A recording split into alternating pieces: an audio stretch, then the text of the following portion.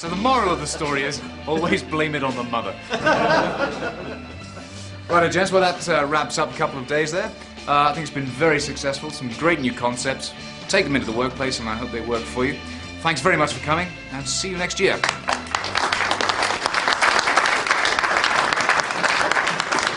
Excellent, Adrian. First class. Russell, thanks very much. Yeah, I really enjoyed that joke. Don't tell the wife.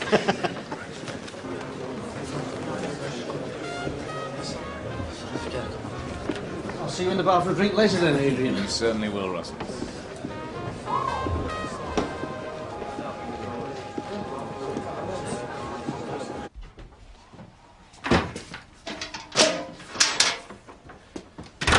Right. That's it. We've got no phone, the electricity's been cut off, I've just been out for a bucket of coal and there's none of that either. What's going on? Don't be cross, Mr. Vernon, please, don't be cross. I will be unless you tell me.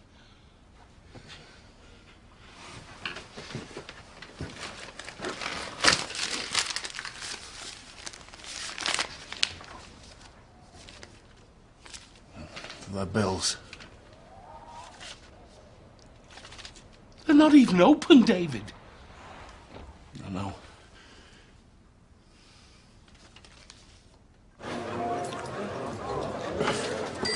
You see, I think you should be wearing a jacket. It's a lovely cardigan, that. Who'd wear that? Chop swing. Hey, look at her over there. No chance. She's a real cutie. No chance. Yeah? I'll give you that.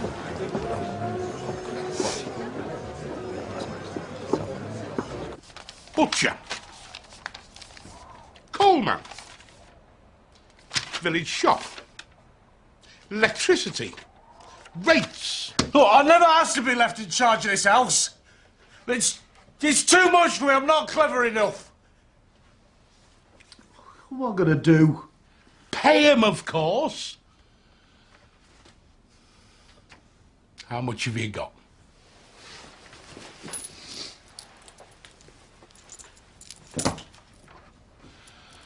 Oh, heck.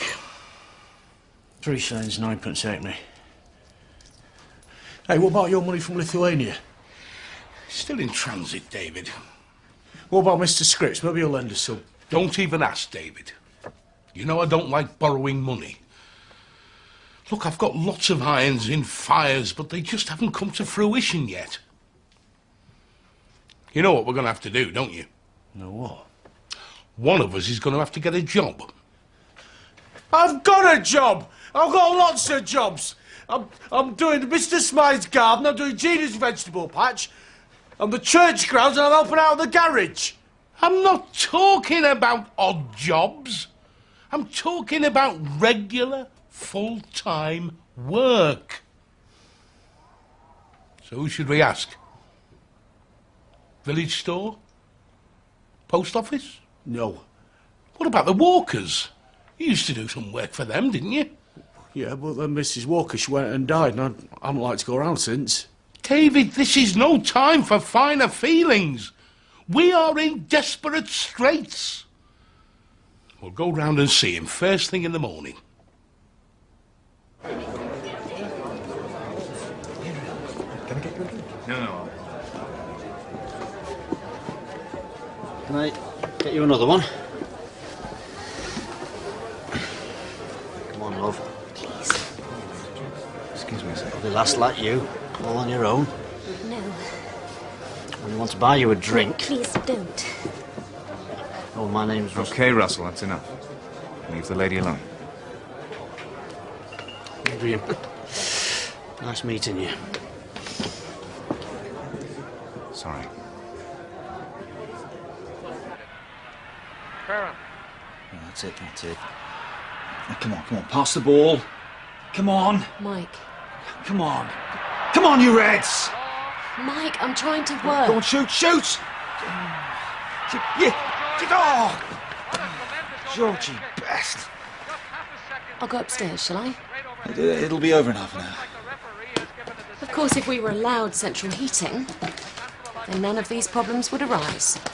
I could work in the evenings, and you could watch telly, and we'd both be happy.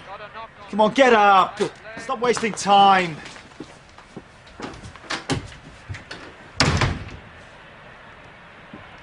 Well, now that was fair Come evidence of on. my-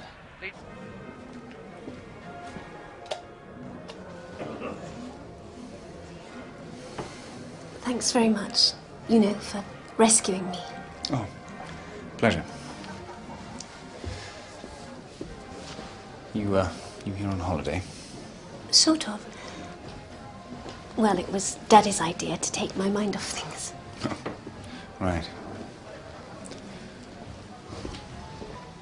Mind you, I'm not sure it was such a good idea now I'm here. Too much time to brood. I was going to get married and then it fell through. Oh, I'm sorry. Look, if you feel like a chat. I'm fine.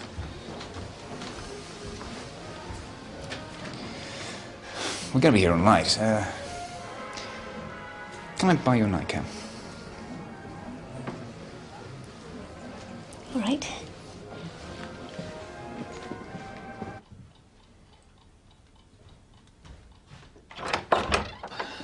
The match is over if you want to come down. No, it's all right. I'm going to turn in anyway.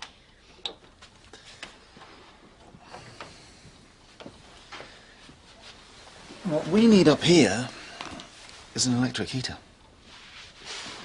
I'm sorry. I was horrid. I just really want this report to be good. And that's more important than a football. Mike, you're squashing my top copy.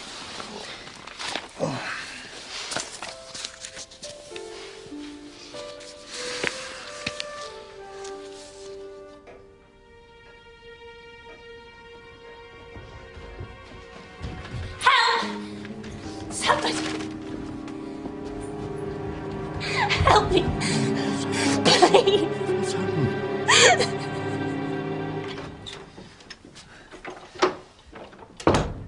About this central heating business.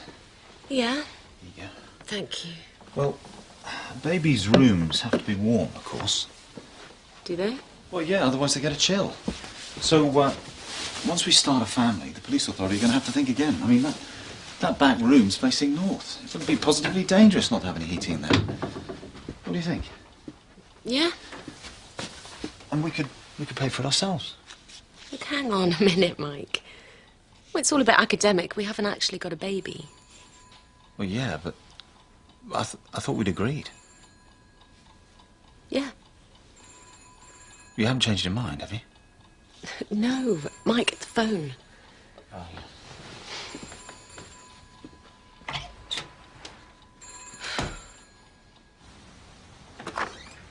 Is outrageous. Come along, sir. Get your hands off me. Calm down, sir, and get in the car. I'm not going anywhere until I've seen a solicitor. We'll talk about that down at the station. I want a solicitor now. Into the car, please, sir.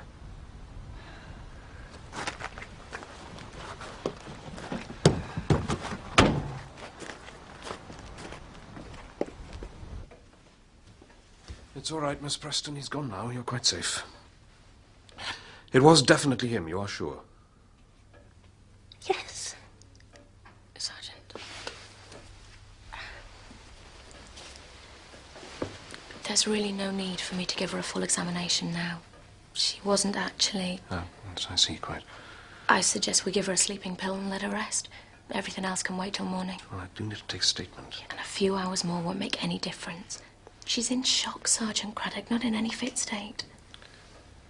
Doctor's orders.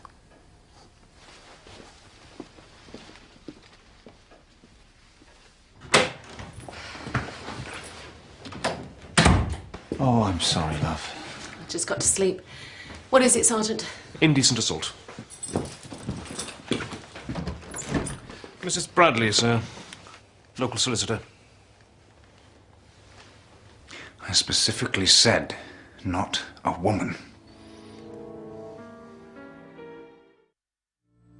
I'll need a list of everybody staying in the hotel last night.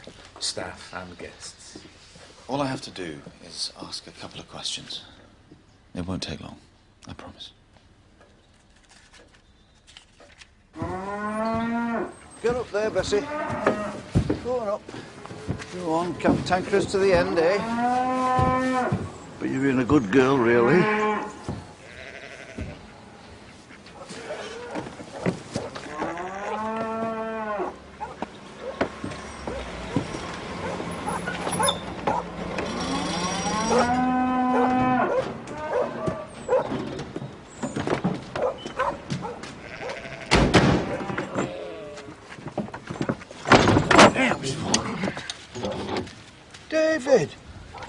David Stockwell. Well, I never. So I meant to come ages ago, but I didn't like to. You know, not with you. Never mind. Better late than never. It's a pleasure to see you. Well, she's a friend of mine. Vernon Scripps, at your service. Any friend of David is a friend of mine. You'll have to excuse the chaos. My wife died some months back. David told me it must have been a terrible shock. I'm gone to pot now. Without her, I'm seem to have lost the will. Well, that's why we're here. I'm selling the cows, David. I never thought I'd see the day. Well, I thought you... The people, these cows to me, Mr. Scripps, old friends. But I can't manage them without Mary. I just don't seem to be able to cope. Well, that's all about to change, George. But Mrs. Bradley... I'm sorry. If he doesn't want to be represented by a woman, there's no point. He's changed his mind. Well, I haven't. Look, surely he's got a solicitor of his own, hasn't he? In London.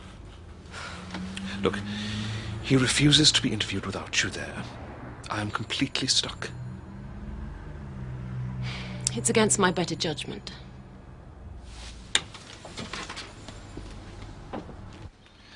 So, one of the men at the bar came across and started to pester you. Only because he was drunk, I'm sure. And Mr. Miller told him to leave you alone. Yes. Later, Mr. Miller met you at the lift, offered to buy you a drink, so you went back to the bar. Yes. Then what happened? He said he'd take me up to my room in case I had any more trouble. Can you remember what time it was? About midnight. And then? I said goodbye at the lift and walked to my room. But he followed me. He said, "Why don't we have another glass of something in the bedroom?" And I said yes. I didn't like to be rude. So Mr. Miller went into your room and had another drink. And then? And then he tried to kiss me. I pushed him away, and he got angry. He pushed me down onto the bed.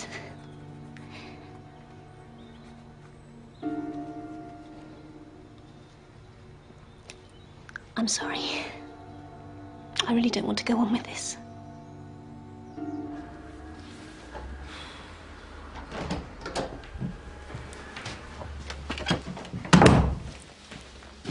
Right. Sergeant Craddock will be in to question you in a minute. And if I am to act on your behalf... And by the way, I do apologise for being the wrong sex. Now, look. I need you to tell me exactly what happened. Nothing. How many more times do I have to say this? Nothing happened. Look, Miss Bradley. Mrs. I have a business to run. I have lectures to give. I have work to do. I cannot afford to be held up like this. You have got to get me out of here. I'll try. Well, I certainly hope you will. But first, I need you to tell me the absolute truth. I always tell the truth. Good. Because if you don't, Mr. Miller, I'm warning you I can't do my job. Right. £5 an hour? Aye. Cash on the nail at the end of each day? Aye. Then you're on, George. That's good of you. Are you sure? Delighted to help. Where do we start? Well, with the ploughing, if you don't mind. No problem. You're on for a bit of ploughing, aren't you, David? Me? Yes. Just tell us where everything is and leave the rest to us. Oh, plough's in the corner there, and the tractor's at the back of the big barn. Best start with the bottom field, David, and then do the 10 acres. Yes, but... I'm off to market. Nice straight furrows, mind. As if ruled with a ruler, George. I'm very grateful. That's what neighbours are for. See, what did I tell you? He's dead chuffed. Yes, but... Will you stop saying that, David? He's dead chuffed and we're getting some much-needed cash. What's your problem? I can't plough. Can't plough? Rubbish. Get the tractor out. There's no such thing as can't, lad. Fortune favours the bold. Right, David. Let's get this tractor started and get the job done.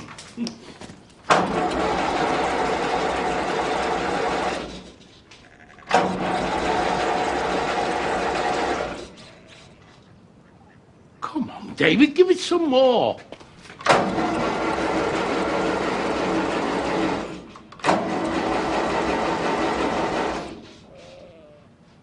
It won't start. So you're single, are you, Mr. Miller? Yes. Ever been married? Is that relevant? Could be. No.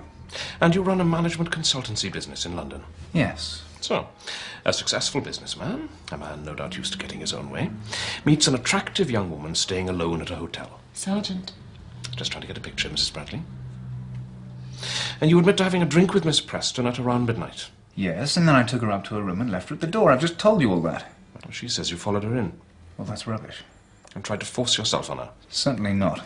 Pushed her onto the bed, tore her blouse, broke her necklace. She is lying. Well, one of you is, certainly. Sarge? Excuse me. Look, Mrs. Bradley, I swear to you I didn't go into that room. I didn't touch her. Why would I? Why would I do such a stupid thing knowing full well it would ruin my career? Either she's lying or she's mad. There's no other explanation. So Bellamy interviewed absolutely everybody, did he? Yes, Sarge. Nobody saw or heard a thing. And the girl is sticking to her story? Yep. Dr. Somerby seen her? She's in with her now. Can I have a word, please, Sergeant? Yes? I'd like you to release my client. Oh, yes. Well, it's her word against his. You've got absolutely no evidence.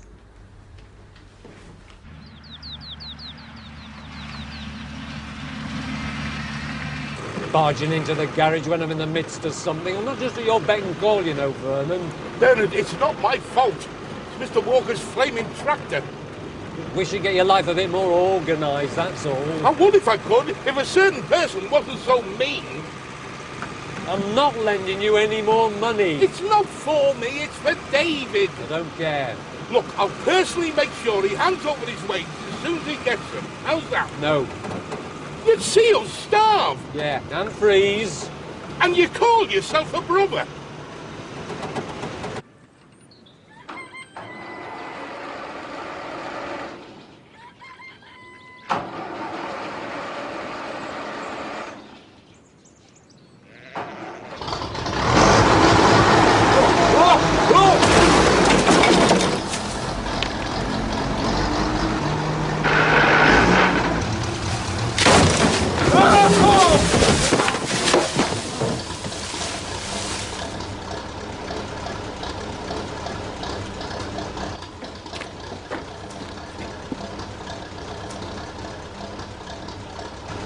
What have you done?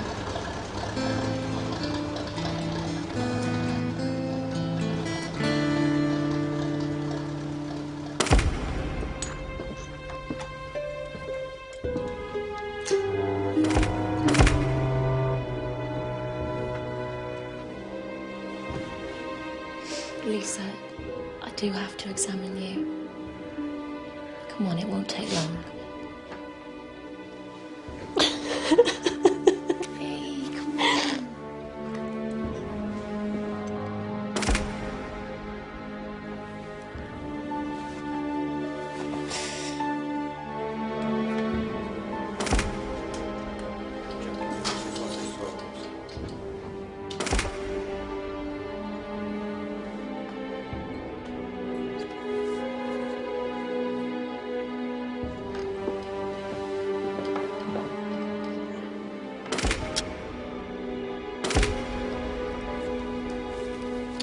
Lisa, you poor thing.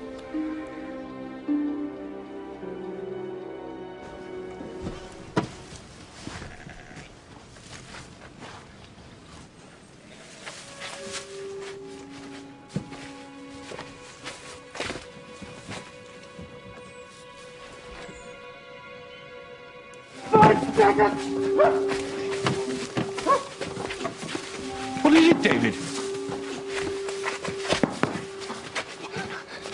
It's a body! Hold the fort, will you, Bradley? This sounds like a murder inquiry to me.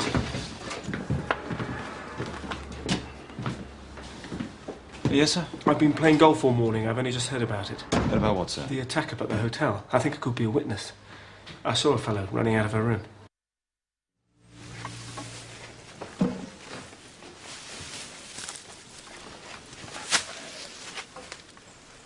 Right, that'll do.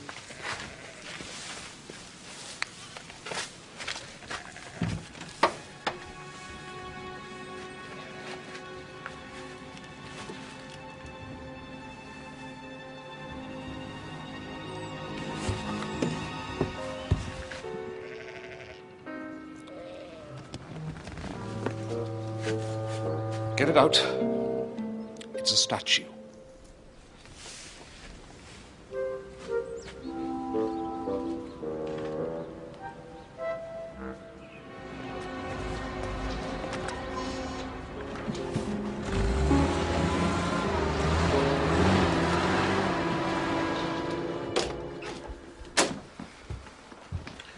Interesting news, Mrs. Bradley.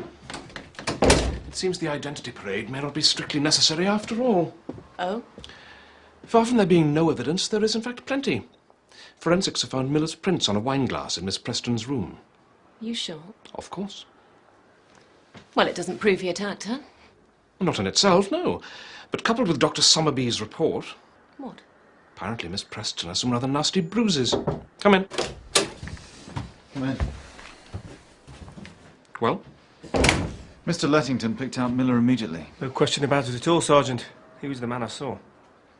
Oh, dear. Your client seems to have been telling us rather a lot of lies, Mrs. Bradley.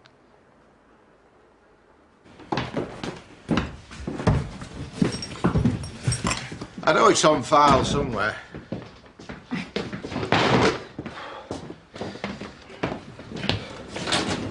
Last April, I should think.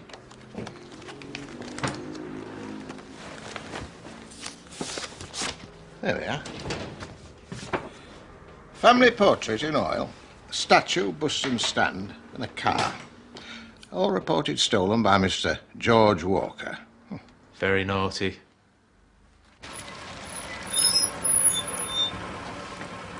See, I still don't understand what he did wrong. He hid the things himself and then claimed the insurance money. It's the oldest trick in the book. It's fraud, David. Dishonesty. Deception. Oh. David, where's the torch? Oh, it's, next to the telephone. I'll light a candle. Oh, it's all right, I've got it. You cool shine on here?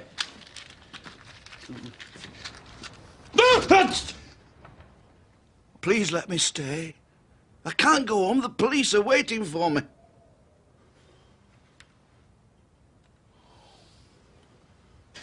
Come on, forget it. Oh, I just feel such a fool. I'd actually started to believe him. Look here. The Avengers is on in a minute. Why don't we go and have a nice night in front of the fire, eh? Oh, Mike, I'm sorry. I've got to work. Come along, sir. Wouldn't want to be late for court, would we? There you go. This way, if you would, sir.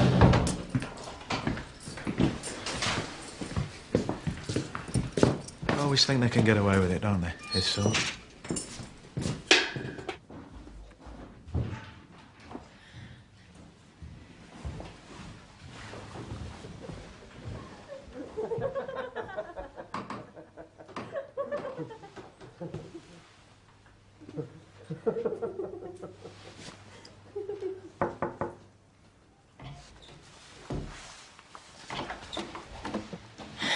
Hi. Come in. I just popped in to see how you are. Fine. Actually, not all that fine. Still feel pretty awful. But at least they've arrested him now. Yeah, he's due in court this morning, I believe. This morning? Not the trial or anything, just a preliminary hearing to sort out bail. But they're not going to let him out, are they? I'm only a doctor. Sorry. I'm just so frightened. So scared. Sit down, Mr. Miller. Okay, I'm sorry. I lied to you and I apologize. I just thought if it came out that I'd been in her room. It's all right. I'm quite used to my clients lying to me. It's just that if they do, there's no trust anymore, is there? Mr. Adrian Miller? Look, I went into her room, I had one drink, and then I left. That was all. You don't have to convince me, Mr. Miller. Just the court. Hurry up, please, Mr. Miller.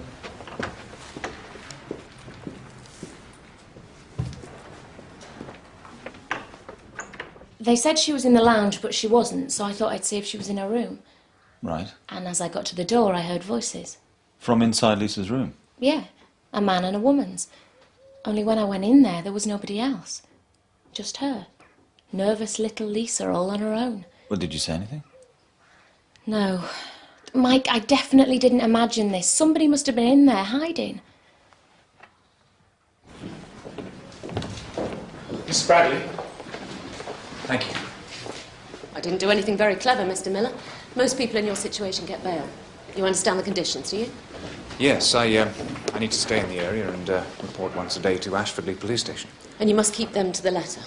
So no chance of nipping down to London for the odd meeting. Well, if you want to end up back in custody. So terribly inconvenient. I'm sorry. I don't expect it's exactly convenient for Miss Preston either. No. I'll need a contact address. Any idea where you'll be staying? Well, I can't go back to the hotel. Any ideas? Try the Aidensfield Arms. The number's in the book.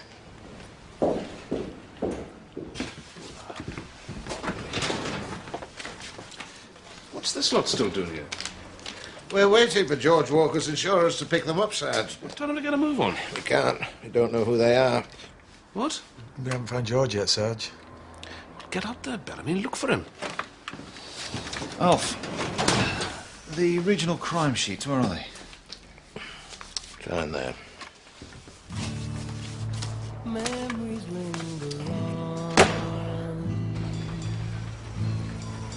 when love's dead and gone. My heart starts to fret because I can't forget. Every night it seems you're always in my dreams. I'm searching all night long, 'cause memories linger on. George! I see your smile. Yes. Preston. P-R-E... No? Well, I'm sorry. I must have been given the wrong number.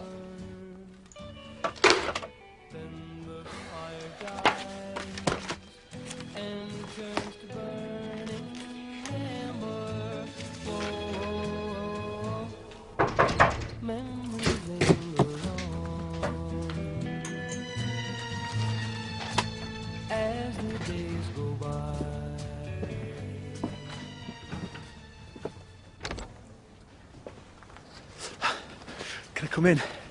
It's not very convenient at the moment. Well, I only want a quick word. We've got no electric. Well, I just wanted to ask you about George Walker, that's all. What about him?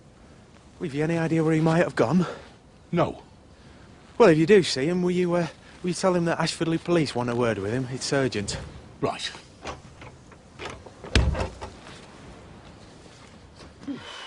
That was close. Where's George? I don't know. He said he was going to talk to Mary. Mary? Well, he can't do that. Mrs. Walker's dead. Come on.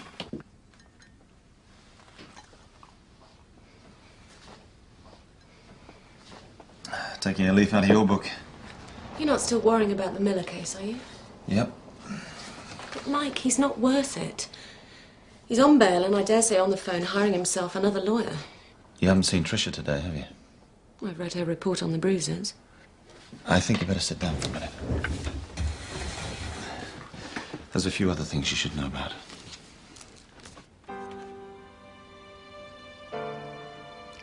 I only did it to pay for the funeral. I wanted you to have the best. Mary, what shall I do? Please, love. Tell me what to do.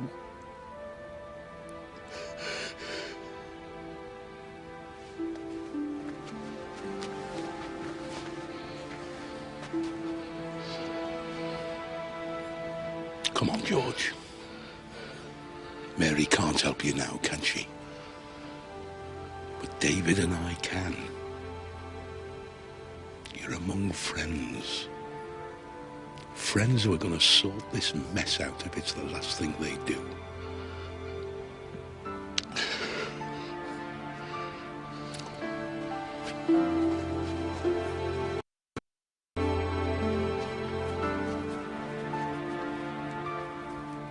So you're telling me that Lise is the one who's lying and not Miller? Well, it's possible, yes. What, just because she gave you the wrong home phone number? No, not just that. What about the man in the room? Well, that could have been entirely innocent. So why did he hide?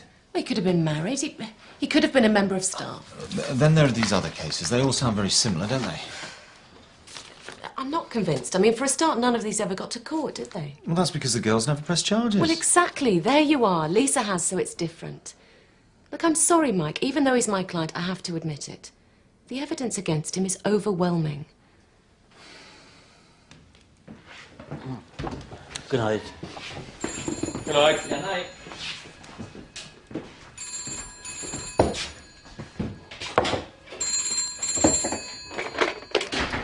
Aidensfield Arms. All right, hang on a minute. Mr. Miller? Yeah. Phone call for you.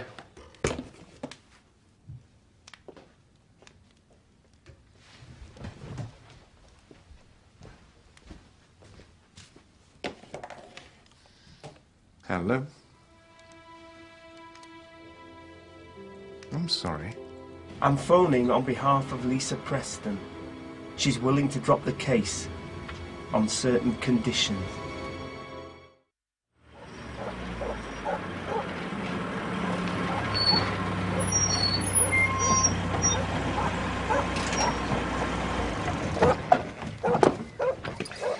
Right, George. I can't go in there, Vernon. Why not? Look, George, we need that insurance stuff. What if the police are in there? They won't be. Not this time of the day. Come, Mr. Walker. We'll come in with you.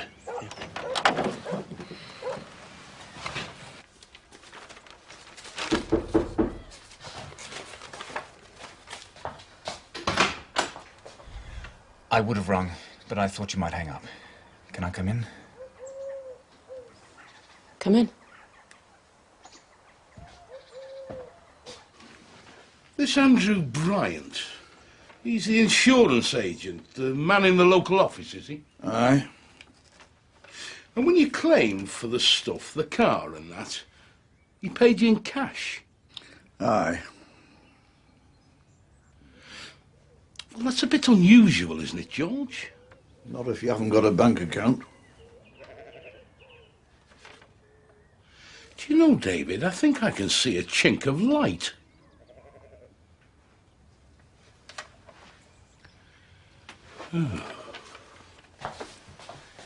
About what time was this?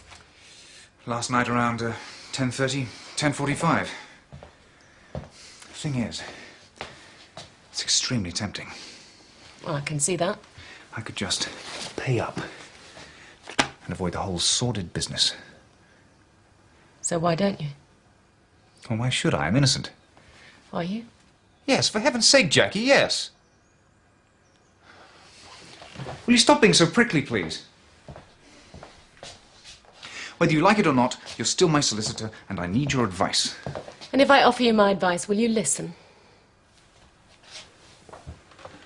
Why else do you think I'm here? Right. There's only one thing to do.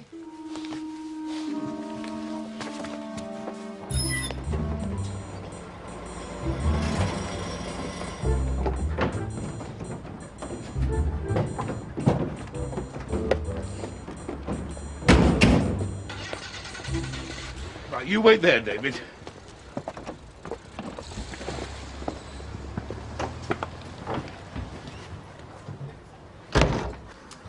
I'm sorry. Dr. Somerby hears a man's voice. Two voices, laughing and chatting. You never heard of a radio in a hotel room, Bradley? She could have been listening to a play. Okay. What about these other cases, then, in other areas? All attacks on young women in hotels by wealthy older men. Well, they're similar, I grant you, but the facts are these. Miss Preston was attacked and bruised, and the accused was in her room. Yes? Sergeant, I've got Mr. Miller outside. Lisa Preston's offered to drop the case in return for £500.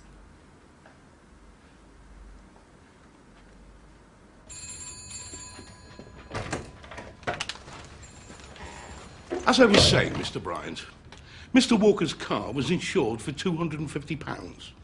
The statue £50 and the painting £100. And that's £400. Yes? And that's what he got from us. Isn't that right, old chap? No, I got £150. Oh, dear. I get this all the time with my older clients. I gave him £400 and I have the cheque receipt here to prove it. I'm sure you have. Because I'm sure you drew £400 from head office. That's what I've just said. Look, I take strong exception to this. If Mr. Walker wants to speak to me, that's one thing. But I refuse to speak through intermediaries. But then you had to cash the cheque. Because he hasn't got a bank account. And when you cashed the cheque, you kept £250 for yourself. Because you knew he wouldn't read the small print and know what his claim was worth. A nice little fiddle. The books look fine, and you coin it in. I wonder how many other old folks you've diddled, eh? Get out. Very well. We'll let head office sort it out, shall we, George? Wait. Just give me a minute, George.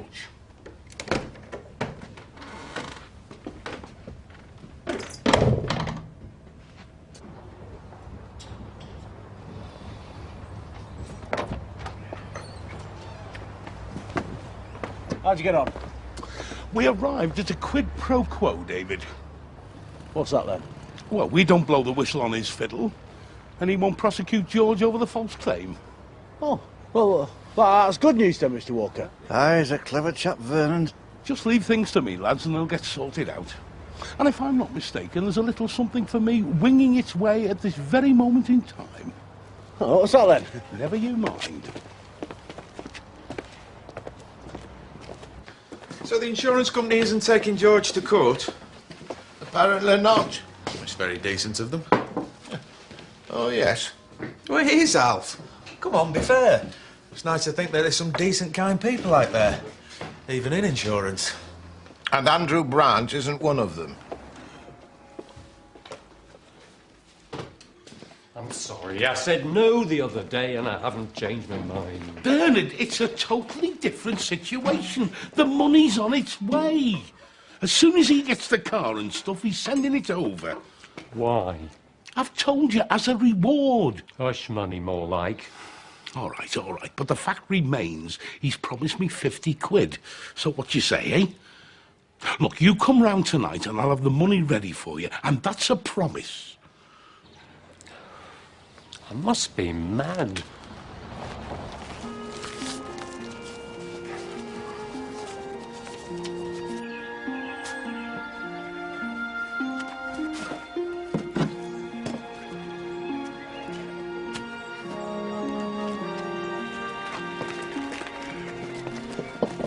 Well, that's that. And that's for you. What is it? It's a reward, the man said, from Mr. Bryant. What, for me? Yeah, for finding the car and that. I can't take all that, Mr. Walker. Oh, well, they were your things. You should have the money. Don't be daft. Well, Mr. Vernon's always telling me to stand up for myself, so I will. It's yours. I want you to have it. You're a good lad, David. A very good lad.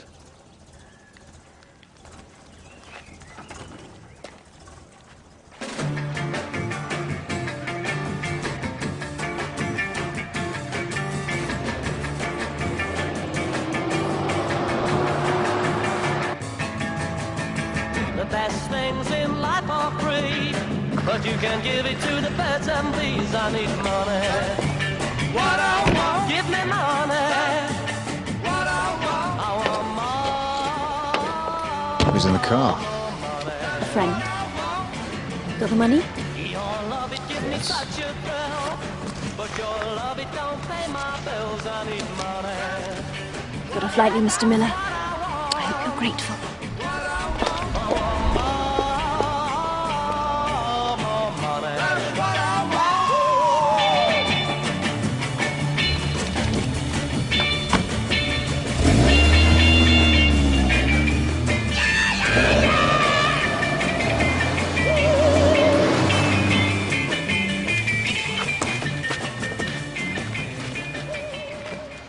Bradley, they're heading your way. Over. Right, Sarge. I don't believe it. We've actually done it again.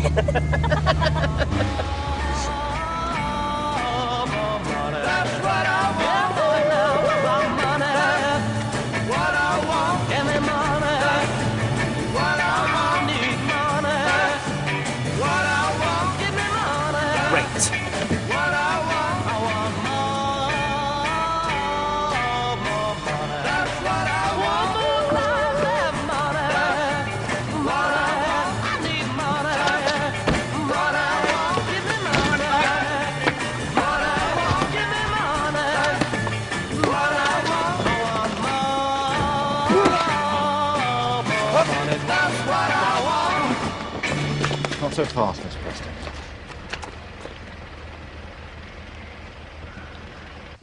Well, it looks as if I owe you an apology. Well, I certainly think so. But on the other hand, if you hadn't lied to me... Oh, you might have believed me. No, probably not. I was pretty sure you were guilty. You're very suspicious. Well, I have to be. Anyway, I'm sorry. And I'm sorry if I was a bit... Prickly. Look, Jackie, if it does go any further, if I need to be a witness or anything, will you act for me? Oh, I thought you had a high-powered London man for that. Well, I have, but you know the case, and I'm sort of got used to you. Besides, I'd like to see you again.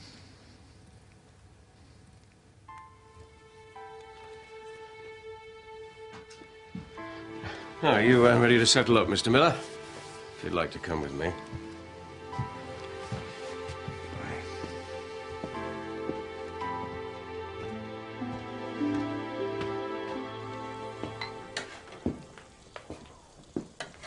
Smells good. Butcher's best. Roast spuds, Yorkshire pudding, carrots and cabbage. What's happening? We are celebrating, lad. I've paid the bills. You paid the bills? Aye, and let that be a lesson to you. In future, don't shove them under a chair. Give them to me to deal with. Well, where'd you get the money from? Me. All right, Bernard, all right. And now you're going to get it back, as promised. All right, David, hand it over. I know you've got it. What? The reward money. Oh, well, I can't do that because I gave it to Mr. Walker. What? I knew it. Well, I felt sorry for him. He's lost a lot of money out of that insurance business. I don't believe this. Look, it's only fair, Mr. Vernon. I mean, they were his things. Anyway, look. There you go. I've got me day's wages, so that's something, isn't it? £2? What's the good of £2 when you've given away flaming 50? Oh.